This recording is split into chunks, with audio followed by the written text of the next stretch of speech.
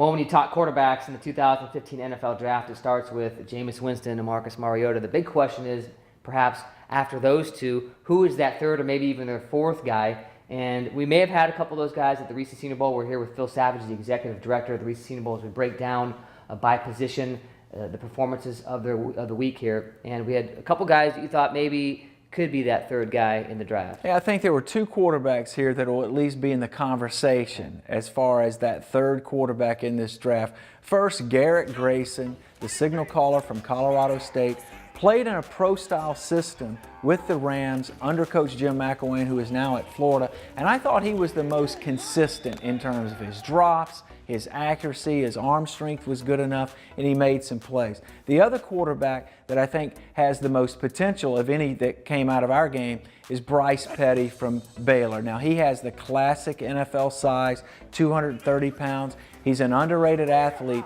but he's got a very normal release, and he's got a strong arm. And he was able to flash that and demonstrate it at different points. Now, he's coming from a spread style of attack where he was in the shotgun and in a no-huddle situation. So this was quite a change for him. And I think he got a lot of props for coming down here and competing and jumping into a format that is not completely familiar to him, being that he played a different sort of system at Baylor. He was certainly a super kid off the field, one of many great players, great kids who came to the recent Senior Bowl this week. All right, now the guys they're throwing to, you like to categorize these positions, and the wide receiver position you've broken into three categories. Yeah, everything is so specialized now in professional football. So we took the X receivers, those are the big body types, can jump up and elevate, red zone, third down body position, the power forwards. Then we took the slot receivers, the guys that can operate, move the chains, go make a play out in space, and then the combination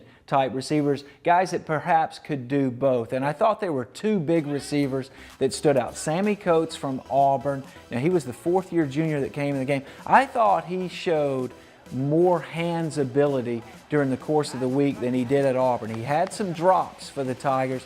At the Senior Bowl, he didn't drop as many balls, and he showed a willingness to extend and catch the ball with his hands. The other player that flew under the radar, and I should have been talking about him a lot more over the course of the week, was Desmond Lewis from Central Arkansas. Now, he's 6'3½", 215 pounds.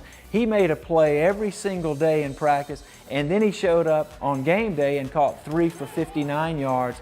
This 40 time at the combine is going to be important for him, but Desmond Lewis is a receiver that can go down and make plays in the red zone part of the field. Now, as far as the two slot receivers I wanted to highlight, how about Justin Hardy from East Carolina? 5'10½", 190, not particularly big, maybe not particularly fast. He's a former walk-on, but he figures out how to get himself open. The quarterbacks all seem to get dialed into him, and he just makes plays. The other slot receiver I wanted to mention was Tyler Lockett from Kansas State. Now, he's smallish in size, only about 180 pounds, but he's very quick, and when he gets the ball in his hands out in space, he's hard to corral. But I thought Tyler Lockett, in conjunction with his return skills, is a guy that could make a contribution as a rookie.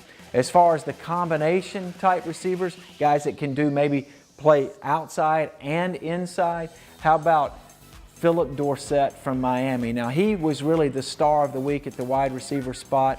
He's extremely fast. He's going to run in the 4.2s perhaps at the combine. But the thing that stood out to me was that he caught 9 passes between the 7-on-7s and the teamwork. So it wasn't just in drills where he stood out. He actually made plays in the context of competition. And then Devin Smith, 6 foot, shade over 6 feet tall, 190 pounds from Ohio State.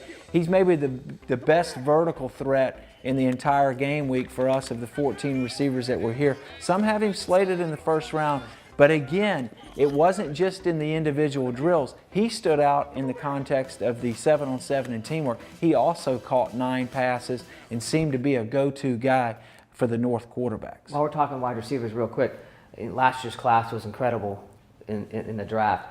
How does this class compare? Because it's a pretty deep wide receiver class. Well, I think this class doesn't have the pizzazz maybe right at the top. Now, you get into Amari Cooper and some of these other juniors that are going to make an impact. But the depth of this receiving group you're going to be able to find, as an NFL club, contributors in the 3rd, 4th, 5th, 6th, 7th round. I really believe that because a lot of these players are going to be able to help on special teams while they master their craft at the wide receiver spot. All right, positional reviews nearly over. We do have the group of players that are going to try to cover these guys, and perhaps not as deep as the wide receiver group. That's the defensive backs. That's next at SeniorBowl.com.